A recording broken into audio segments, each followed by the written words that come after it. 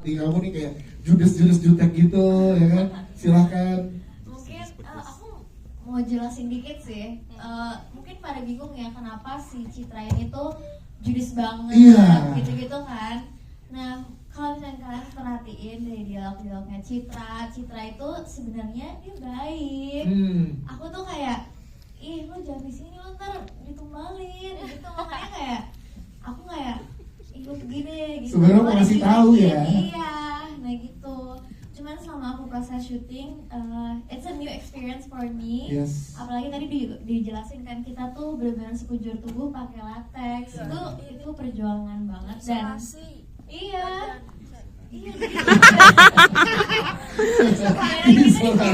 Ibu COVID apa gimana nih isolasi?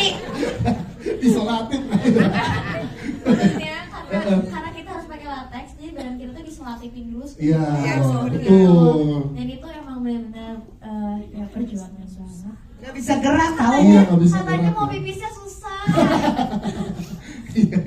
Iya. Tapi jadi pengalaman baru juga buat kamu ya dengan betul. peran di Tapi peran worth it ini. banget sih setelah melihat hasilnya yang Yes. luar biasa. Siap, terima kasih bukan untuk Jessica, thank you Jessica. Ke Gemi ini boleh dong kasih tahu juga ini gimana sih kamu peranin banyak layernya juga di sini loh. Ya kan, ini gimana saat dikasih kepercayaan peran ini, silakan. Sebelumnya, halo salam kenal, aku Cegil. Maaf aku Cegil gitu. Oke, gimana ya? Sebenarnya seru banget sih meranin Dianti ini karena dia kamuflase ya jatuhnya, hantu kamuflase gitu. Mungkin di antara yang lainnya, di antara si ibu kos Bu Asi, di antara Citra, mereka masih ngasih kesan hantunya ketika mereka masih berwujud manusia gitu. Iya. Kayak mereka kaku atau nggak se-fluent, Dingin gitu ya. iya kayak ada dinginnya. Cuman kalau Dianti itu satu-satunya hantu yang bisa warm Yes. karena memang ada tujuannya kan. Gitu. Karena sebenarnya ya mereka ini anak buah saya. Ini ratunya. Ini ratunya. Iya, biasa ratunya kan. Iya gitu. Jadi karena hanya bucin sama satu laki-laki akhirnya menghalalkan segala cara dan nekat melakukan apapun itu. Jadi teman-teman pesannya jangan ya deh ya. Bucin jangan ya. Jangan bucin ya. Yes, tapi tadi ada satu adegan yang intens banget kan, ada pakai mungkin sling apa segala macam. Iya, Itu iya. gimana ya prosesnya? Prosesnya pakai sling, ditarik, dilempar, dihempaskan, geli gitu. Dan itu aku tidak stun ya teman-teman, itu aku sendiri. Jadi kayak kalau misalkan ke teman-teman atraksi itu aku paling gak kuat Kak naik-naik apapun itulah wahana. Cuma kali ini aku harus kayak Diangkat tinggi banget ya betul. Iya, berarti acting dramanya dapat, acting tadi juga pakai sling dan lain-lain juga luar biasa. Tepuk tangan dong untuk Gemi. Thank you Gemi. Ke Kalista, halo Kalista. Jadi peran yang membawa cerita ini, tepuk tangan dulu untuk Kalista. Gimana tanggung jawab yang diberikan oleh Mas Farid dan teman-teman untuk di film ini untuk seorang Kalista, silakan. Oke, ini kepada aku.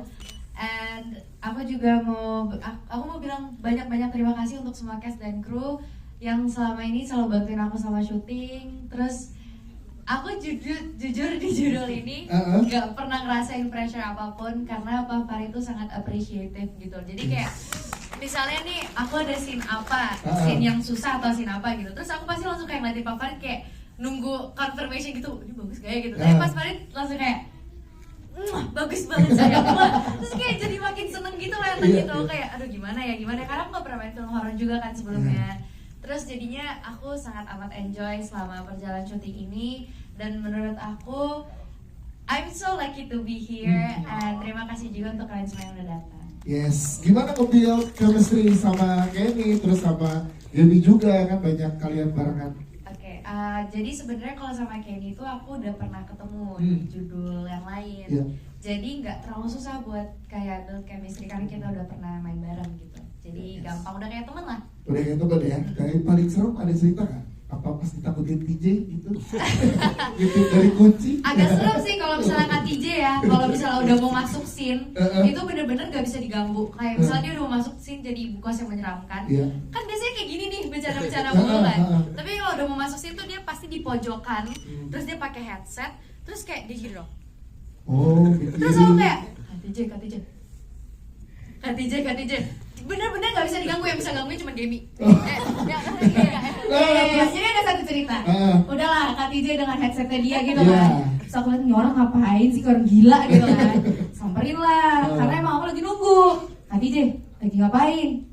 Lagi dengerin lagu. Oh, udah gua asih tuh soalnya. Lagi dengerin lagu. Oh, lagu apa Kak TJ? Dikasih lihat gitu. Oh, berarti untuk mendalami karakter Kak TJ dengerin ini ya? Iya, begitu-gitu kan. Gue tanya mulu tuh Kak. Kamu ada kayak, udah susah gua. Ini dia gitu. Makin pojok dulu. Jadi Gimana konsentrasi. Apa? Gimana kok bisa digangguin, lepah juga ya kena digangguin gaming. Ada apa ya? Ini ada apa? Ini ada apa Tapi spesifik? sangat ke dalam.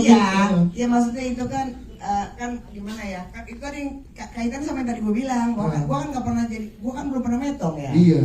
Jadi kalau jadi susah gitu mau benar-benar. Lagu apa kalau boleh tahu? Lagu Emilia, bukan dong, makanya lagu goblok Kak. Lagu Emilia Contessa, gue ingat judulnya gue lupa judulnya apa, tapi itu lagu Emilia Contessa. Oh.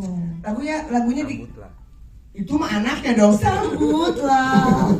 Enggak, jadi gue mencoba meresapi rasa sebagai hantu Bu Asi gitu. Yeah. Terus kan dia si Cegil suka ngajak ngobrol baik gitu kan. Gue mencari pojokan tuh biar gue lepas dulu. Konsen gitu ya? Iya kan kru mah bercanda-bercanda aja ya kan gitu. Iya. Nah, maksudnya enggak kalau lagi ngeset itu bercanda-bercanda tuh kan apa ada yang latah, katain gue apa gitu. Gitu Kak. Yes, terima kasih TJ. Terima kasih juga. Thank you. Tepuk tangan dong buat teman-teman. Sekarang kita berikan kesempatan buat teman-teman media. Sekali lagi teman-teman boleh beri tepuk tangan untuk jajaran cast sutradara dan juga penulis skenario dari film Perjanjian Setan. Sebelum kita berikan kesempatan ke teman-teman media yang hadir hari ini setelah sama-sama kita menyaksikan, ke Mas Farid dulu Mas. Boleh dong ceritain ke teman-teman yang ada di sini Mas, ke teman-teman media. Ini boleh dikasih keseruannya proses syuting bersama dengan talent-talent yang luar biasa yang ada di sini. Kalista boleh pinjam mic-nya sebentar ke Mas Farid. Silakan Mas, boleh ceritain, kayaknya seru banget karena persyutingannya ini kelihatan kayak mereka seumuran semua kecuali Ibu Dewi. Ini seumuran sama Kalista. Semua seumuran. Iya, gimana Mas keseruannya boleh? Keseruan syutingnya, alhamdulillah semua pemain dan kru kompak, dan apa yang kita inginkan, kita reading bareng-bareng itu semua tercapai dengan karakternya masing-masing. Selama proses syuting juga alhamdulillah semua kru dan pemain sehat, on time. Yes. Walaupun ada satu malam di mana kita scene makan ya sampai agak lumayan pagi ya, karena memang scene makan itu prosesnya agak sedikit ribet. Jadinya memang sampai jam 4, jam 3 ya waktu itu ya. Jam 3 pagi ya udah ya? Sampai waktu itu, cuma itu aja. Oh, sampai satu scene terakhir itu kita scene closingan ya? Iya. Scene closingan. Cuma gitu doang. Scene gosong. Scene gosong itu yang di hutan itu sampai jam 6. 2 hari itu kita sampai pagi. Yes. Dan menariknya adalah di sini yang banyak diangkat adalah kos-kosan, yang dimana sebagai kita atau yang pernah mahasiswa dan anak mahasiswa itu banyak yang relate. Nah ini boleh ceritain ide gimana kok? Beneran saya jadi takut ya. Kalau idenya relate, memang bisa dibilang relate, mungkin lebih jelasnya sama yang nulis kayaknya. Nah boleh. Sama yang nulis nih. Silakan. Saya juga dikasih skenario sama penulisnya. Yes, silakan penulisnya. Ini gimana kok ide bisa kos-kosan yang emang relate banget. Rata-rata anak kampus kan ngekos gitu, dan kosan banyak cerita gitu. Iya, jadi sebenarnya dulu kan aku waktu kuliah kan aku kuliah di luar negeri, cuman memang tinggalnya itu karena apartemen mahal ya. Jadi aku ngambil rumah di rumahnya orang Indonesia gitu, yang dia tuh memang bikin basementnya itu jadi kayak kos-kosan gitu. Nah, dan kalau kos di sana itu kan bisa $800, $900, $1.000 gitu. Aku dapat cuma 400. Harusnya dari awal dipertanyakan ya kenapa 400 gitu kan. Jadi ternyata memang di situ aku sering banget digangguin gitu. Jadi awalnya itu memang pengen bikin cerita soal kos-kosan yang berhantu. Ya terus aku keinget deh kejadian-kejadian yang memang di tempat aku ngekos itu.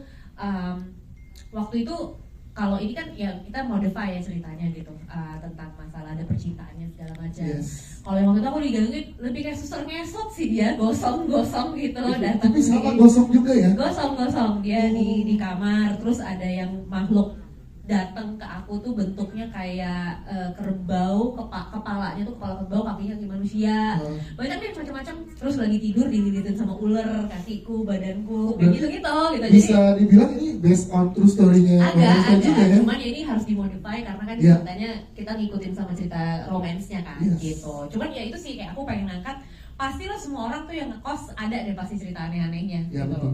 Cuman kalau di cerita aku itu ya memang cerita yang aneh-aneh aku di kosan itu malam-malam ya gitu, suka mimpi lagi, mimpi buruk kayak gitu. Kayak gitu sih. Jadi itu yang memang pengen banget aku bikin, kayaknya seru ya karena pasti banyak yang relate gitu tentang Kosan gitu. Terima kasih Maruska, luar biasa. Tepuk tangan dulu dong. Karena ini bagian dari situ mengalami juga ya di kosannya. Betul. Dan pas nulis ini juga pas nulis ini juga emang ada beberapa ada kejadian kayak aneh-aneh gitu sih. Jadi kan laptopku itu kan pakai fingerprint kan gitu kalau. Terus iya lagi ngetik terus aku lagi matiin, lagi makan gitu. Terus kan layarnya mati kan, terus tiba-tiba layarnya nyala, terus ada tulisan fingerprint not match. Berarti ada yang nyoba dong? Mungkin fingerprint not match. Ya siapa yang naruh fingerprint gitu kan, terus lampu yang teret tiba-tiba kayak gitu sih waktu nulis ini. Wow, nulisnya juga ada gangguan karena emang berinsight yang dialami juga ya. Nah kalau TJ berarti gimana buat sebagai yang mengganggu?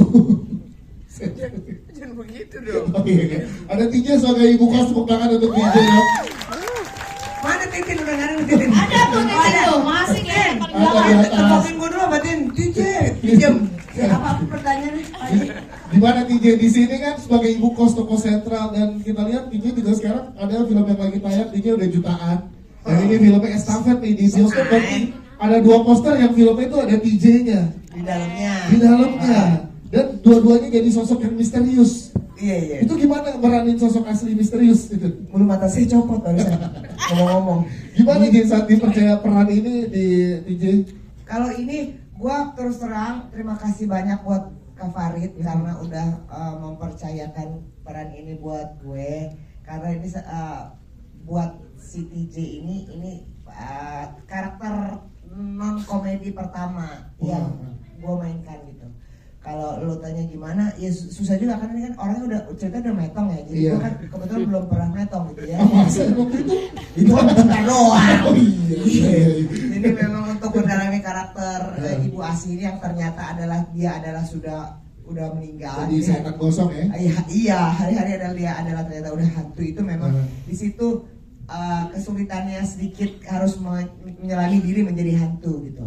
Terus resepnya gimana berarti untuk menyelami sebagai hantu? Kan waktu itu kan lagu Gunung Kawi kita. Iya bener. Lupa loh gitu. Ya jadinya itulah kusut tantangannya. Yes. Bagaimana seorang hantu itu gimana sih? Mungkin dia dingin, gak punya rasa, gak punya apa gitu. Siap, itu dia TJ. Tepuk tangan Ya, untuk TJ makasih ya, dong. Gia. Thank you. Kita kayak Ibu Dewi. Bu Dewi boleh dong ceritakan juga ke teman-teman media yang ada di sini gimana keseruan syuting, apa yang membuat Perjalanan Setan ini beda dari yang karakter-karakter yang sebelumnya Bu Dewi perankan di film-film horor lainnya, Bu Dewi. Iya, terima kasih Bapak Farid bisa ngasih saya yang beda, nggak jadi setan ya. Terus di sini tapi saya jadi orang cacat, Mas, jadi orang cacat ya. Nggak tahu bagus apa enggak, saya nggak tahu. Bagus dong tepuk tangannya mana? Itu. Orang namanya sudah sepuh itu biasanya suka error ya. Jadi nggak tahu Pak Farid saya salah apa enggaknya kan nggak ngerti ya. Yang penting saya memenuhi apa karakter yang Bapak ini. Yes. Aku ceritain ya, Boleh dong. mungkin Bu Dewi lupa. Jadi waktu itu kan Ibu ingat ya, Apa? kan kita kan tuh kan lali loh. Belum Mesti gitu. ngono. Kan itu kan kita semua kan makeup gosong tuh. Iya. Nah Ibu kan sekujur tubuhnya gosong. Kan pakai itu tuh silikon. Iya. Ya kan Cong, namanya silikon kan, ya kan? Nggak tahu. Enggak, gue nanya Demi. Giliran itu kayaknya gue lo. Silikon mah kita ini. Pakai gini. Pakai latex itu Ibu sampai apa? silikon mah Eke ya, Iya. jos ya. Terus? Itu ibu tuh sampai sekujur kepalanya peleket-leket ya bu ya. Sakit kan bu? Ingat nggak bu? Lupa ya bu? Ya udah lupain aja deh bu. Gak apa-apa. Itu satu perjuangan. Ah. Seniman